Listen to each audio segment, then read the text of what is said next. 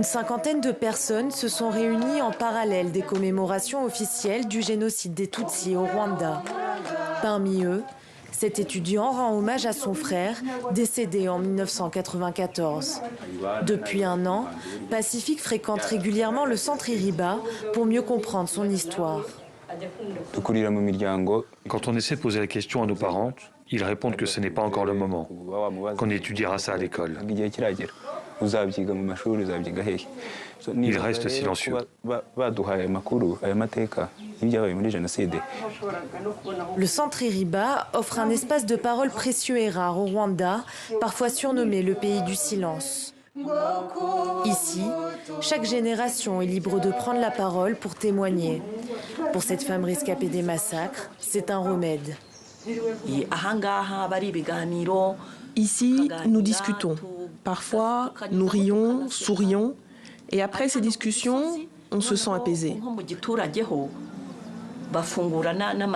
Alors que dans la campagne, à Gisozi, les cercueils peuvent être ouverts, ce qui peut créer beaucoup de traumatismes.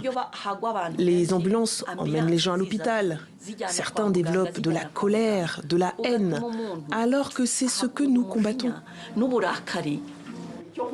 Dans cette salle, des Rwandais au destin différent, des survivants, mais aussi des enfants de génocidaires. Pour cette rescapée, se confronter à cette présence l'a aidé dans sa reconstruction.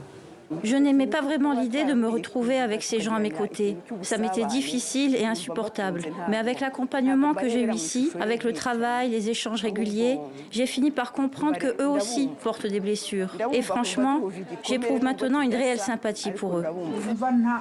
Pour la fondatrice du centre, rassembler survivants et enfants de génocidaires est crucial, mais elle déplore un manque de moyens. On ne trouve pas facilement de soutien.